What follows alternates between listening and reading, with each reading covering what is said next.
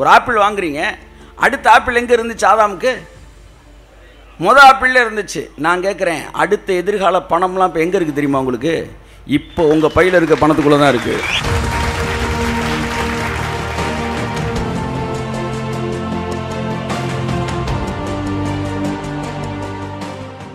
சிலுவையிலேருந்து நாங்கள் ஆசீர்வதிக்கப்படுறோம், அதனால் நாங்கள் விதைக்க வேண்டிய அவசியம் இல்லை. இந்த இடம் ஒரு உயர்வான இடம் மாதிரி தெரியுது, ஆனால் இது ஃபஸ்ட்டு கிளாஸ் பிளேஸ் இல்லை, இது செகண்ட் கிளாஸ் பிளேஸ்.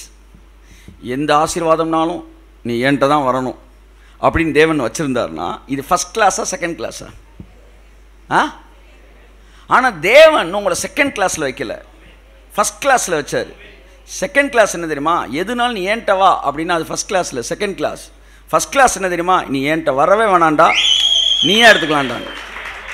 தேவன் என்ன ஃபஸ்ட் கிளாஸ்லாம் வச்சார். ஆதாமுக்கு ஆப்பிள் கொடுக்கும்போது பல முறை சொல்லியிருக்கிறேன், ஏன் விதைப்பை பற்றி மனுஷனுக்கு விதைக்கிறத ஏன் சொல்லி கொடுத்தாருன்னு சொல்கிறேன். ஆதாமுக்கு ஆப்பிளை கொடுத்தப்ப விதை இல்லாத ஆப்பிளை தரல, நீங்கள் மோடி சீட்லெஸ் கொடுக்குற மாதிரி. விதை இல்லாத ஏன் தெரியுமா கொடுப்பான்? ஏன் அடுத்த முறை அவன் ஏன்ட்ட தான் வரணும் என்கிற சாடிசம். ஆனால் தேவன் ஆதாமுக்கு பழத்தை கொடுத்தப்ப விதையோடு கொடுத்தாரு. அப்போ அவன் கேட்குறான், ஆண்டவரே நீங்கள் இருக்கிறப்ப விதை அதுக்கு கையை தட்டு, டே நான் இங்கே தான் இருக்கிறேன், ஆனால் ஒவ்வொரு பழத்துக்கு நீ என்கிட்ட வரவே வேண்டாம்டா. என்கிட்ட வர்றப்பெல்லாம் பழத்துக்குன்னு வர வேண்டாம், என்கிட்ட நீ வரலாம், தப்பே இல்லை, என்கிட்ட எவ்வளோ நேரம் வேணாலும் பேசலாம். ஆஃப்டர் ஆல் இந்த பழத்துக்கு இந்த ஆசீர்வாதத்துக்கு வர வேண்டாம். அதனால் என்ன பண்ணியிருக்கிறேன், இனிமேல் உனக்கு தேவையான பழத்தை நீயே கல்டிவேட் பண்ணிக்கிறதுக்கு உன் பழத்துக்குள்ளே நான் விதைய வச்சுருக்கிறேன். அதான் பல தடவை சொல்லியிருக்கிறேன். தேவன் எனக்கு பணத்தை கொடுத்தப்ப ரெண்டாவது பணத்துக்கு நான் அவர்கிட்ட வந்து நிற்கணும்னு விரும்பலை. தேவன் தன் பிள்ளைகள் தான்ட்ட வரணும்னு தான் விரும்புகிறாரு, ஆனால் ஆசீர்வாதத்துக்காக வரணும்னு விரும்பலை. அதனால பணத்தை கொடுக்கும்போது, பழத்தை கொடுக்கும்போது விதைய வச்சு கொடுக்குறாரு. ஒரு ஆப்பிள் வாங்குறீங்க, அடுத்த ஆப்பிள் எங்கே இருந்துச்சு ஆதாமுக்கு? ஆப்பிள்ல இருந்துச்சு. நான் கேட்குறேன், அடுத்த எதிர்கால பணம்லாம் இப்போ எங்கே இருக்குது தெரியுமா உங்களுக்கு? இப்போ உங்கள் பையில் இருக்க பணத்துக்குள்ளே தான் இருக்குது.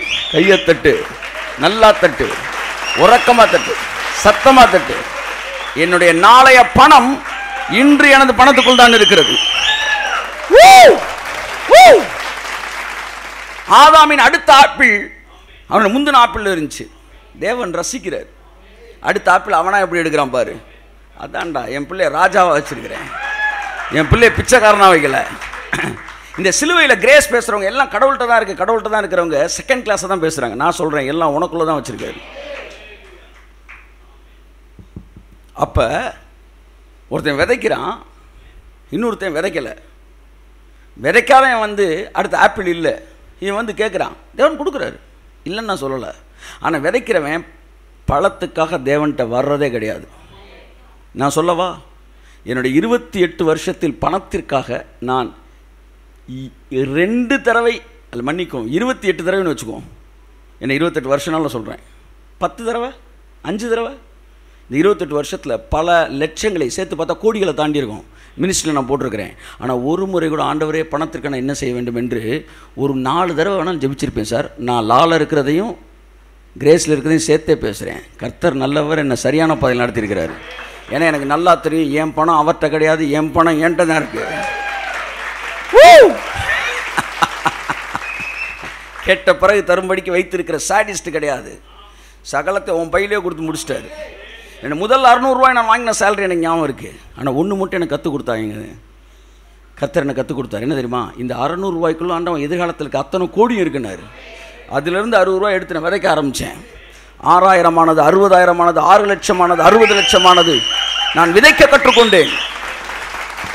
தேவன் தன்னுடைய பிள்ளைகளை ஒவ்வொரு ஆசீர்வாதத்தை கடவுள்கிட்ட வரணும்னு நினைக்கவே இல்லை, எல்லாத்தையும் என் பையிலே வச்சு அனுப்பிச்சிருக்காரு.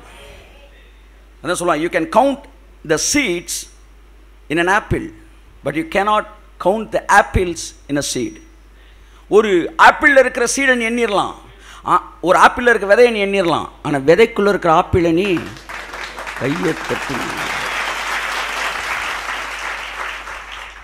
என்னிடத்தில் 1000 ரூபாய் இருக்கிறது, அதில் 100 ரூபாய் எடுக்கிறேன். 100 ரூபாய்க்கு, இந்த 1000 ரூபாய்க்குள்ள விதை வந்து எத்தனை, எவ்வளவு? 100 ரூபாய். 1000 ரூபாயில் எவ்வளோ விதைன்னு நான் கண்டுபிடிச்சிடலாம், 100 ரூபா. ஆனால் 100 ரூபாய்க்குள்ள எத்தனை 1000 ரூபா இருக்குன்னு உன்னால் சொல்லவே முடியாது.